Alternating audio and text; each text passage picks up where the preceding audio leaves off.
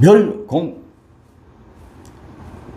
존경하는 애국동지 여러분, 안녕하십니까?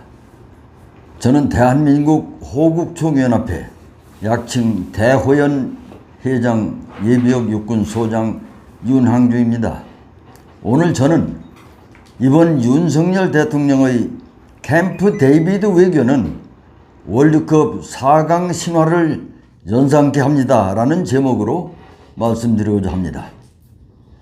여러분께서 잘 아시다시피 월드컵 4강 신화는 한국 축구가 세계를 놀라게 하였지만 윤석열 대통령의 캠프 데이비드 외교는 세계 최강국들과 어깨를 나란히 하고 인도 태평양 지역 및 전 세계 평화와 번영을 위한 협력 강화라는 원칙을 세계에 공표하는 한민족 5천년 역사의 새로운 획을 그은 참으로 자랑스러운 대사건입니다.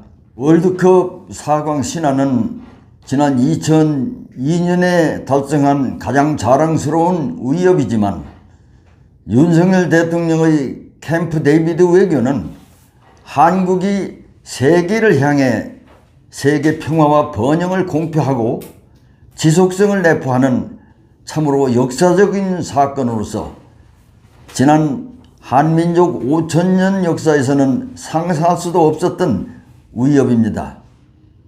언제 우리가 세계 평화와 번영을 공표할 능력과 위치에 있었습니까? 돌이켜보면 외국인에 비친 구한말 조선의 모습은 정말 미래가 없는 나라였습니다. 19세기 말 열강들이 먹거리가 되어 있었던 한민족의 역사를 이승만 대통령과 박정희 대통령의 업적을 이어받아 윤석열 대통령이 그 큰 위협을 달성하였습니다. 이는 바로 세계 최강국이 윤석열 대통령을 초대하여 어깨를 나란히 하고 세계 평화와 번영을 위해 함께하는 방안을 협의하고 공표한 것입니다. 한미일 정상회의의 공동성명인 캠프 데이비드 정신에서 인도 태평양 지역과 그 너머에 걸쳐 경제 강화 및 번영 제공, 법치에 기초한 자유롭게 열린 국제 질서 지지, 지역 및 글로벌 평화와 안보 강화, 한미동맹과 미일 동맹 간 전략적 공조 강화, 지역적 도전, 도발, 위협에 대한 대응을 조율하기 위한 신속한 협의를 공표하였습니다.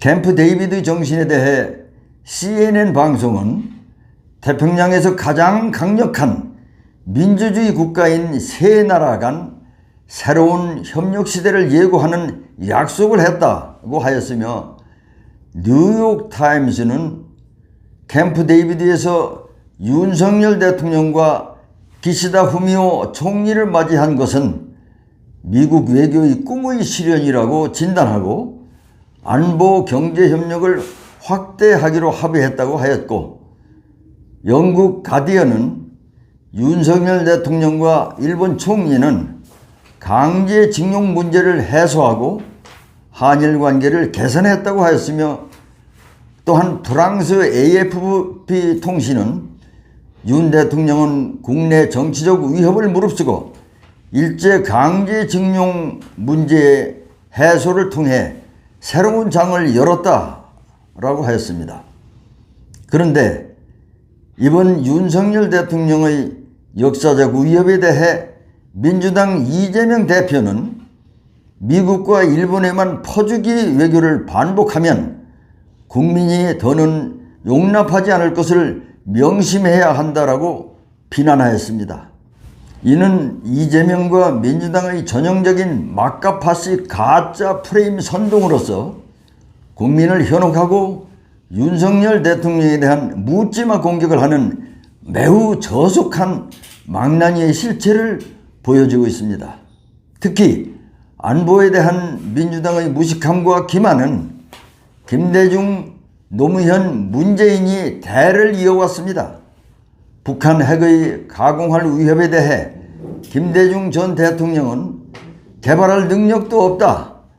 만약 북이 핵을 개발한다면 내가 책임지겠다 라고 하였으며, 노무현 전 대통령은 북한의 무기화된 핵무기에 대한 신고는 안 하기로 한 것은 현명하고 잘한 일이다 라고 했고, 또한 문재인 전 대통령은 2017년 9월에는 북한의 핵 개발은 북한 체제의 안전을 보장받기 위한 것이라고 하고는 2018년 5월에는 김정은 위원장의 비핵화 의지는 확고하다라는 이율배반적인 수사를 하면서 국민을 철저히 기만하였습니다.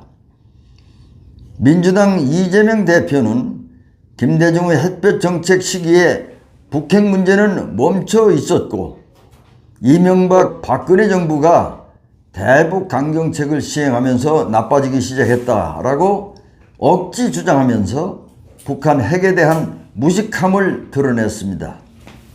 우리가 알다시피 북한은 김대중 정권 기간 중 이미 지하 핵실험 준비를 완료하였으며 농축 우라늄을 이용한 핵 개발을 추진하고 있는 것이 황장엽의 망명으로 알려졌고, 미국이 북한의 고농축 우라늄 프로그램 의혹을 제기하고 국제원자력기구의 검증을 받도록 요구하자 북한은 국제원자력기구의 사찰 요원을 추방하고 핵 확산 금지 조약을 다시 탈퇴했습니다.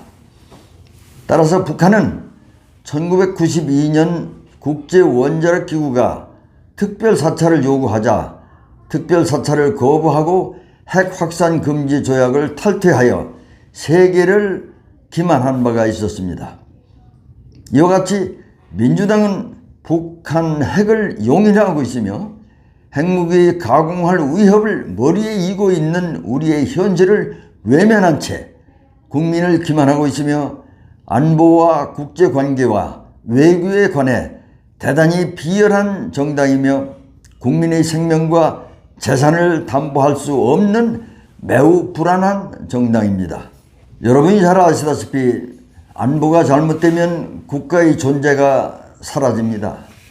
윤석열 대통령의 안보 기조인 힘을 통한 평화는 국제관계에 있어서는 힘이 곧 정의다라는 만고불변의 진리에 부합한 것이며, 명치유신 때 일본의 구미사절단이 22개월 동안 서구 열강을 순방하고 얻은 뼈아픈 교훈입니다.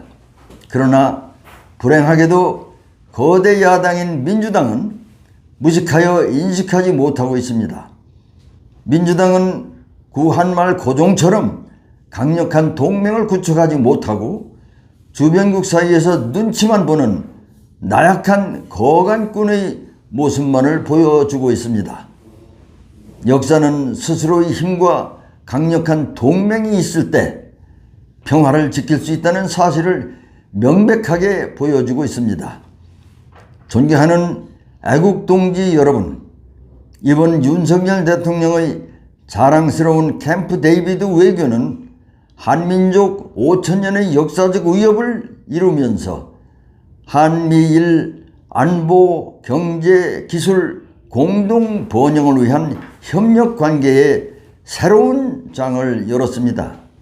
존경하는 애국동지 여러분, 이번 역사적 회담이 정례적으로 지속되면서 한미일의 공동 가치를 기반으로 동아시아를 넘어 인도 태평양과 전 세계에 자유, 번영, 평화를 확대해 나갈 수 있도록 자유 대한민국이 세계 강국으로 힘차게 도약하도록 윤석열 대통령을 사생결단의 각오로 지키고 응원해야 합니다. 민주당의 안보, 외교, 국제관계에 관한 무식함과 민주당은 국민의 생명과 재산을 담보할 수 없는 매우 잘못된 정당이라는 엄중한 사실을 온 국민에게 널리 알리고 민주당의 막가파 프레임을 기필코 척결해야 합니다. 여러분, 우리 함께 구호를 외칩시다. 뭉치자! 싸우자! 반드시 이기자! 감사합니다. 필승!